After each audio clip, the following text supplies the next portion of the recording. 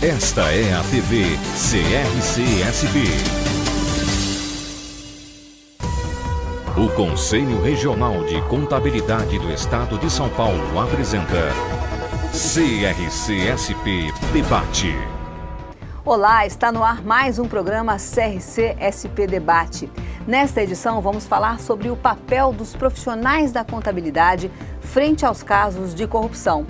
Várias exigências legais fazem com que os profissionais da contabilidade contribuam para o combate aos casos de corrupção.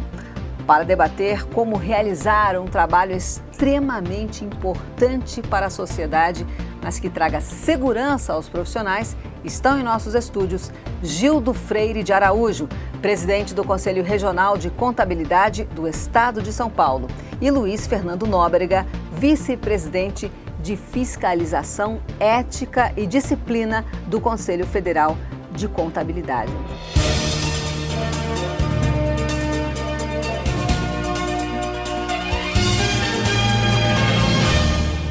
Começar aqui o nosso papo com o Gildo. Gildo, para o Brasil ter relações comerciais com o mundo, ele começou a mudar a sua política econômica. E isso tudo já aconteceu há bastante tempo, há pelo menos uns 30 anos, e agora a gente está vendo o reflexo disso tudo, de todas essas medidas. Isso não é novidade. O Brasil, para aderir a essas normas internacionais, naturalmente teve que também adotar todas as condições e regras existentes, principalmente também criando uma legislação própria que torna aí muito mais rigorosos os crimes nas situações de sonegação, de corrupção. Então, o profissional da contabilidade hoje ele tem um papel de suma importância dentro das organizações, no contexto, porque é ele quem tem aquele elo de ligação entre o seu cliente, as empresas, seja também uma entidade aí da área pública. Ele tem a competência de ter todo o conhecimento do que é registrado contabilmente, todas as transações realizadas, e ele deve ter a percepção, principalmente conhecendo o seu cliente, estando próximo dele, de poder acompanhar toda essa movimentação. E ele aí, de uma maneira inadvertida, se não tiver esse devido cuidado, pode ser envolvido numa situação desagradável. Luiz Fernando, a lei do combate à lavagem de dinheiro de 2013 foi um marco, no avanço desse combate à corrupção. Esse é um ponto muito importante que você tocou, Adriana. Na realidade, o Brasil é signatário de um acordo da Basileia de 1988. Então, isso já vem de muito tempo. Foi regulamentado através da Lei 9.613 em 1998, esse acordo que o Brasil foi signatário em 88 na Basileia, e depois disso, os profissionais da contabilidade, através da Lei 12.683, já de 2012, é que entraram efetivamente nesse combate à lavagem de dinheiro. O Conselho Federal, por sua vez, regulamentou, através da Resolução 1445 de 2013, e desde 2014 os profissionais da contabilidade são aliados aí do governo. Temos um munus público de combate à lavagem de dinheiro, reportando qualquer informação suspeita que os clientes que nós atendemos porventura tenham ao COAF para que ele possa fazer as suas investigações. Você falou essa expressão em latim, que significa exatamente o quê? Na realidade, nós temos um papel social, embora nós não sejamos, muitos de nós sejamos profissionais liberais ou empresários da iniciativa privada, nós temos esse dever social de trabalhar para o Estado no combate à lavagem de dinheiro, à corrupção também, que vai ser um outro tema da nossa conversa, mas nós estamos imbuídos, apesar de não sermos efetivamente funcionários públicos, dessa incumbência de proteção à sociedade. Você concorda, não é, Gildo? E hoje, mais do que nunca, o profissional da contabilidade tem que estar muito informado sobre o que ele está fazendo, né? Ele precisa estar muito bem preparado para isso, Acho que da natureza técnica do trabalho que ele realiza, ele precisa ter esse conhecimento. A legislação ela é aplicada a todos, mas o profissional da contabilidade hoje ele tem esse vínculo muito próximo dos contribuintes, das empresas, que é onde no mundo dos negócios as coisas acontecem. Então, ele precisa ter essa expertise. Então, queremos frisar muito bem essa importância do profissional e da necessidade dele conhecer o seu cliente. Ele precisa estar próximo desse trabalho que é realizado, ele precisa conhecer as transações que são realizadas e, naturalmente, ele tem a percepção de toda essa movimentação de algum desencontro, alguma informação que não tem muito a ver com o negócio do cliente. Então, ele precisa ter essa possibilidade. Eu acho que a responsabilidade hoje do profissional da contabilidade é grande. Eu acho que a necessidade de ele estar participando de todo esse processo é de suma importância. Esse reconhecimento a gente vem percebendo cada vez mais na sociedade, da importância da contabilidade e da importância do profissional. A gente falou sobre a lei da lavagem de dinheiro e a lei anticorrupção também foi fundamental, né, para todo esse processo. É uma lei recente, é uma lei de 2013, né, a lei anticorrupção, alguns chamam de LAC, mas é uma lei que realmente ela traz aí um conteúdo que é muito ligado ao nosso papel. É um papel de prevenção, é um papel de monitoramento, onde o profissional também vai ter um papel ativo dentro desse processo para evitar que as empresas, né, também escorreguem ou tenham algum desvio de conduta que as leve a pagar o preço dessa corrupção. Nem sempre a corrupção nas empresas ela é endêmica, ela é institucionalizada, ela pode ser focos isolados e nesses focos isolados, se bem preparado, né, a empresa, aí a gente entra em outros assuntos como os programas de compliance, por exemplo, que o profissional da contabilidade vai estar muito ligado porque ele é o detentor das informações que transitam por toda a empresa. Então, para ter bons programas de compliance, né, de conformidade, o profissional vai ser um grande aliado também. Vamos falar um pouco mais de compliance no próximo bloco. Vamos agora aproveitar esse momento para a gente falar um pouco mais sobre essas leis e como isso mudou a realidade do profissional da contabilidade no dia a dia, Gil. A gente tem insistido muito nesse cuidado e na responsabilidade do profissional. Mas a 12846, como bem o Luiz Fernando comentou, ela dispõe também sobre a responsabilidade administrativa e civil das pessoas jurídicas. E, naturalmente, pelos seus responsáveis, pelas práticas de atos contra a administração pública, municipal ou estrangeira, atos de corrupção, de desvios. Então, essa responsabilidade, ela é do profissional? Sim, nesses cuidados que ele tem que ter. Mas a 12846 ela também trouxe e deixou isso muito claro, a responsabilidade também dos gestores, das pessoas jurídicas, pelos atos praticados. Porque não vamos ser ingênuos que a gente não consegue, de repente, numa situação, ter a percepção toda de algum ato praticado, né? O profissional tem que ter o seu cuidado, tomar todas as medidas necessárias de controle e de verificação desse ambiente de negócios, né? Ter essa proximidade com o cliente e pode acontecer sim, de repente ele não conseguir perceber alguma falcatrua, alguma transação realizada, embora ele tenha tomado todos os cuidados. Então também essa lei vem responsabilizar os gestores pelos atos praticados. Eu acho que isso é importante. E dizer, o profissional tem responsabilidade sim, mas não é sozinho. Mas ele tem que ter os cuidados de proteger a sua profissão, proteger a sua honra no trabalho que ele realiza. Adriana, eu só queria complementar um pouquinho o que o Gildo trouxe com relação à lei anticorrupção, é que as empresas, né, assim como o profissional precisa conhecer muito bem o seu cliente, as empresas também precisam conhecer muito bem a quem ela contrata, os seus terceiros. Hoje, né, com a égide da lei anticorrupção, os terceiros contratados, mesmo não fazendo parte de um quadro de funcionários, por exemplo, eles estão ali com o crachá da empresa, representando a empresa. Por isso que também as empresas precisam escolher também bons profissionais, que eles vão executar trabalhos, e aí nós estamos falando também dos profissionais da contabilidade, e ao executar o seu trabalho, as empresas também são corresponsáveis. Então, acho que conhecer é dos dois lados, o profissional ao seu cliente para tomar os seus devidos cuidados e as empresas também de procurar profissionais habilitados, registrados no conselho, profissionais que realmente estejam atualizados dentro do contexto técnico e legislativo para poder bem os assessorar. Ô Luiz Fernando, pelo seu cargo, pela sua experiência, eu queria que você contasse para a gente, você já percebe uma mudança grande no cotidiano das empresas? É um processo lento, mas as empresas estão se mexendo.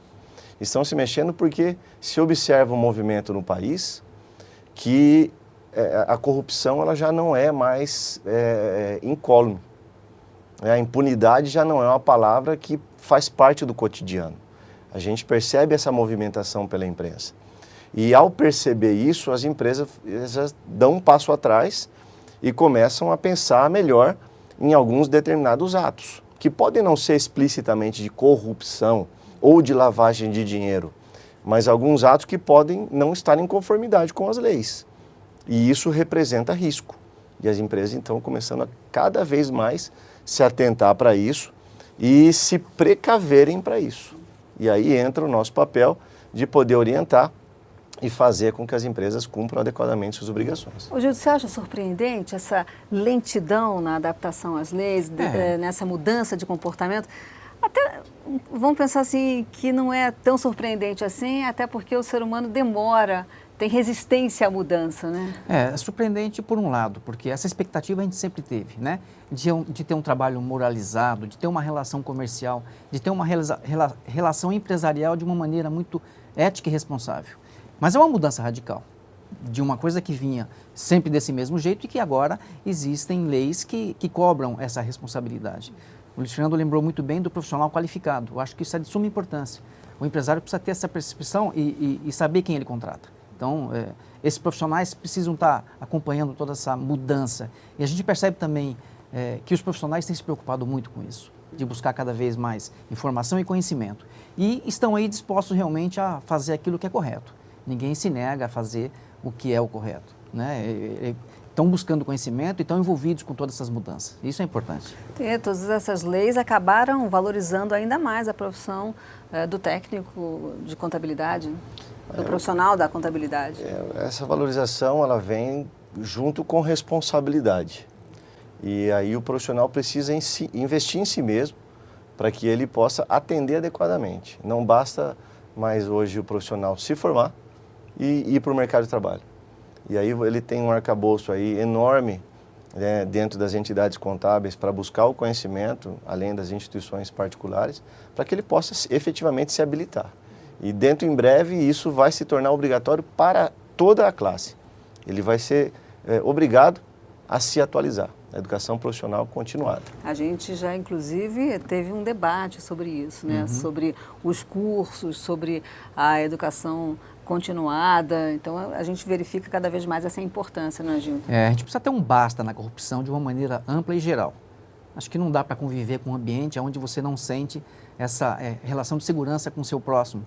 Não dá para continuar dessa forma. Então, precisamos dar um basta efetivo e passar aí passar limpo o Brasil. Vamos agora a um breve intervalo, nós voltamos já.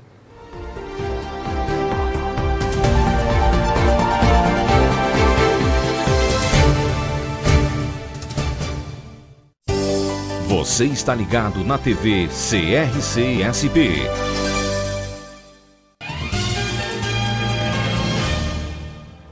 O CRC-SP Debate está de volta para falar sobre o papel dos profissionais da contabilidade frente aos casos de corrupção. No bloco anterior você começou a falar sobre compliance, né? A importância desse setor no combate à corrupção, Luiz. O compliance nada mais é do que a empresa estar em conformidade. Conformidade com o quê? Com todas as normas, com todas as leis, com todos os regulamentos. Isso contribui, né, no aspecto direto que a gente estava falando da lei anticorrupção, para mitigar qualquer risco que a empresa possa vir a ter. A instauração de um programa de compliance e o seu cumprimento efetivo, eventualmente pode mitigar uma pena que essa empresa venha a sofrer.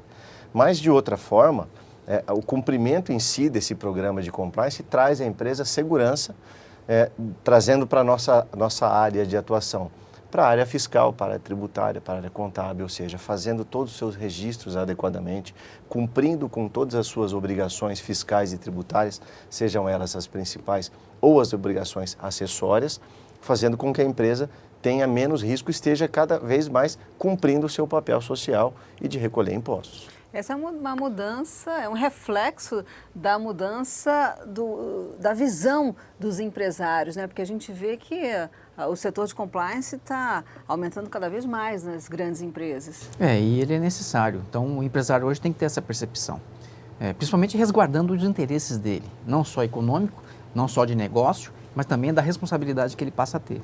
Então, uma adoção de uma medida de compliance, de seguir as regras internas, externas, em relação ao exterior, enfim, é de suma importância. Então, a gente percebe que existe essa preocupação, tem sido cada vez mais implantado dentro das organizações essa forma de controle, justamente procurando se resguardar aí das responsabilidades.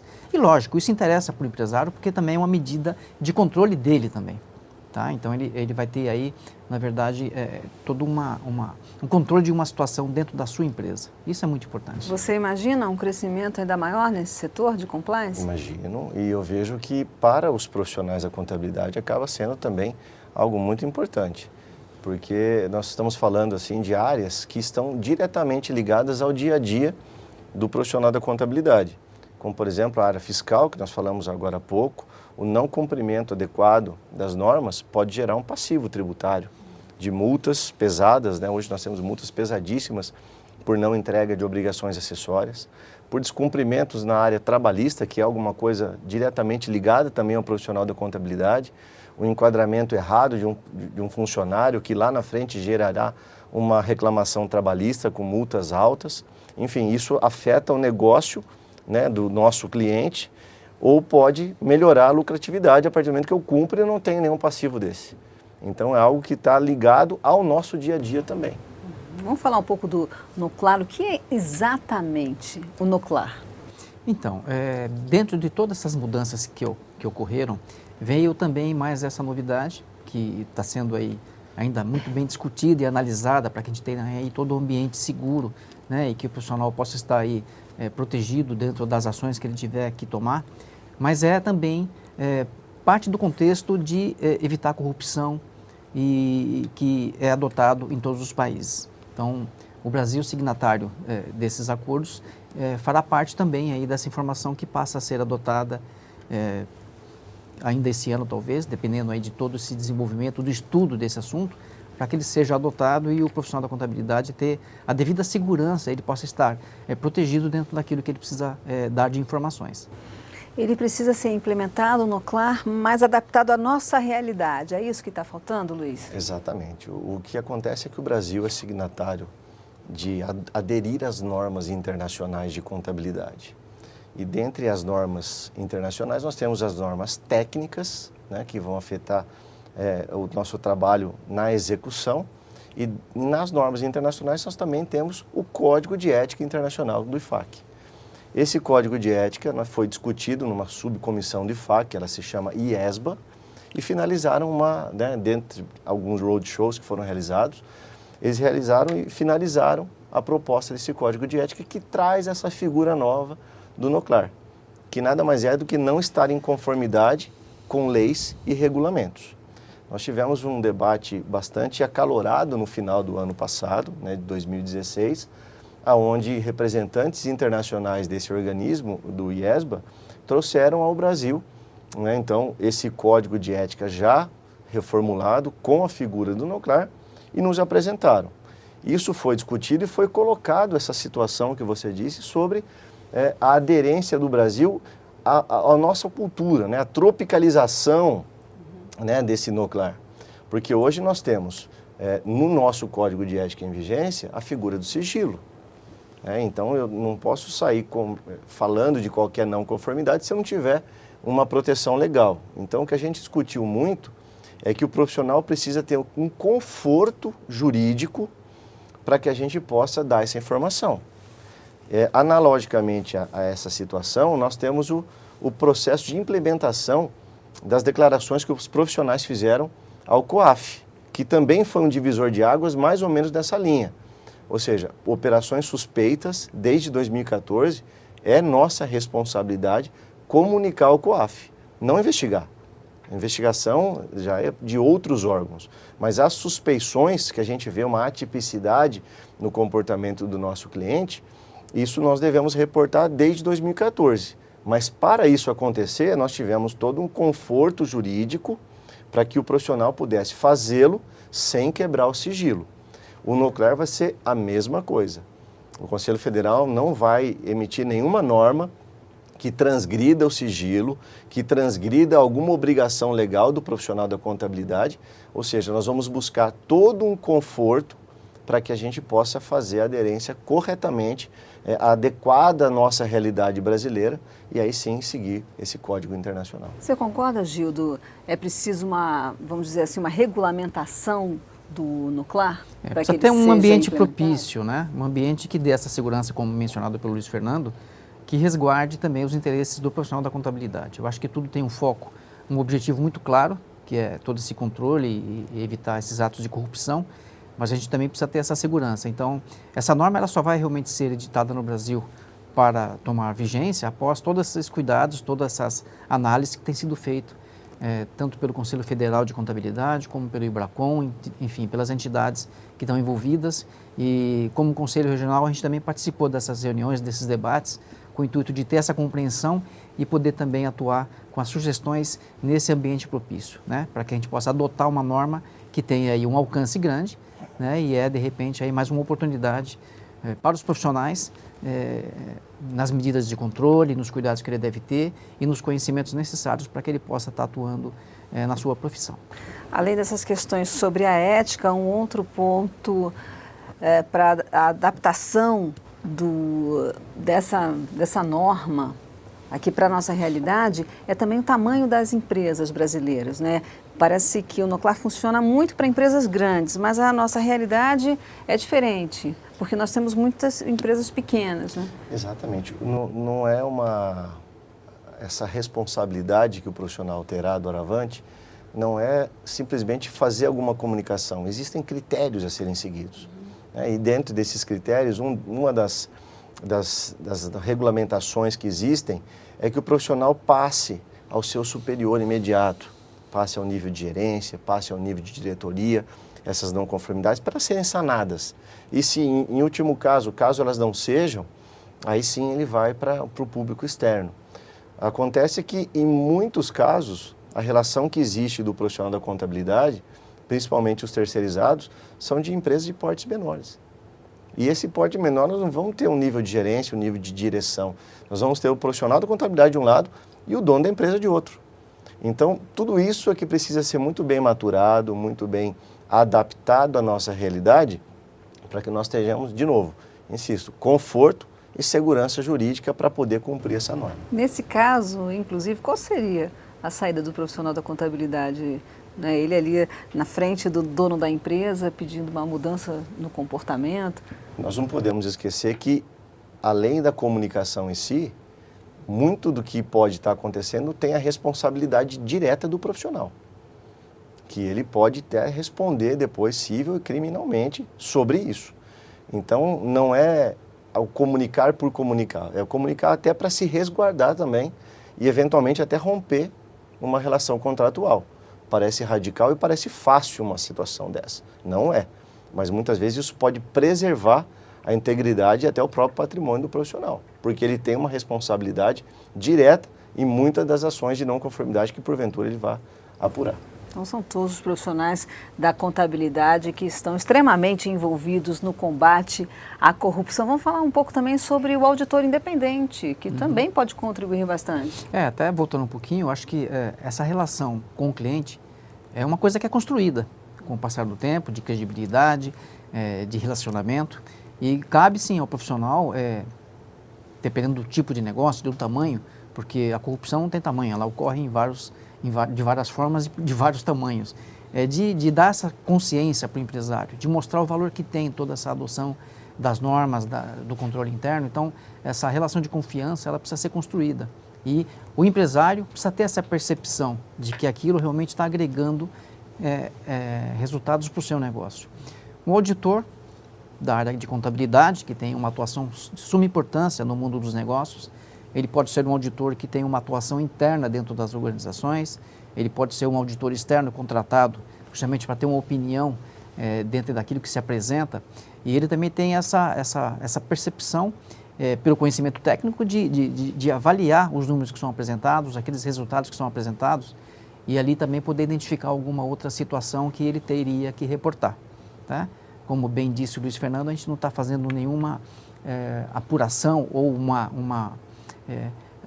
procurando identificar eventualmente um crime. A gente está fazendo uma comunicação naquilo que nos cabe de responsabilidade. E isso, o auditor também tem essa parcela de participação, né? Pela capilaridade, pelo conhecimento técnico que ele tem de analisar todos aqueles resultados, todos aqueles números, todas as operações que as empresas realizam. Então, o papel do auditor também tem aí uma grande importância dentro das organizações. A área da contabilidade, nós temos várias especialidades, e dentre elas a auditoria vem agregar muito uma relação de confiança, ela dá ali uma validação dentro dos números que são apresentados, dentro de uma organização, ele dá um parecer para os demais integrantes da empresa, para os demais sócios, para a diretoria, para o mundo externo, enfim. Nós temos aí uma relação profissional na contabilidade de várias competências que, na sua somatória, dão essa segurança que as organizações precisam. Concorda, Luiz? Não, com certeza, né? O papel do auditor externo, aí, do auditor independente, ele é aquela função que vai dar credibilidade às demonstrações financeiras e contábeis da empresa. Nesse sentido, nós estamos falando de uma interlocução que dirá à sociedade sobre as empresas, sobre o balanço das empresas, que aquele balanço é fidedigno, corresponde à realidade, aponta eventualmente alguma inconsistência. Porque nós estamos tratando muitas vezes de empresas de capital aberto, onde a sociedade, os investidores precisam dessa informação, precisam dessa credibilidade. E a gente vê que é uma área da profissão contábil que vem se aprimorando dia a dia, né? Nós acompanhamos aí problemas, escândalos como o caso Enron nos Estados Unidos, a qual aquele balanço não traduzia a realidade e induziu muitos investidores. Aí também teve um pouco de incompetência? Eu diria que não, aquela demonstração ela não traduzia efetivamente o que a empresa, a situação da empresa naquele momento, induzindo um pouco de investidores. Incompetência, descaso, não é? A gente precisa entender um pouco melhor o caso, mas o papel final é que não existia uma credibilidade naquela demonstração contábil, ao contrário do que dizia-se daquela demonstração, induzindo investidores. Então, hoje, o papel do auditor é de credibilidade, dizer à sociedade, olha, o que vocês estão enxergando é verdadeiro, com uma ou outra ressalva, observação, um investidor fica seguro ali em investir nessa empresa, por exemplo. Então, esse papel é fundamental para dar essa validação, como o Gildo disse, essa credibilidade maior para as empresas e, eventualmente, detectar algum tipo de erro ou fraude, que também é papel do auditor externo. A importância e responsabilidades cada vez maiores para os profissionais da contabilidade. Eu quero agradecer a presença de vocês aqui no nosso programa. Voltem sempre. Obrigado. O programa de hoje termina aqui e você já sabe, fique por dentro do que é notícia no setor contábil com a programação da TV CRC-SP. Curta também a nossa página no Facebook, CRC-SP Oficial. Até o próximo programa. Acompanhe a programação da TV CRC-SP, a TV da contabilidade na internet.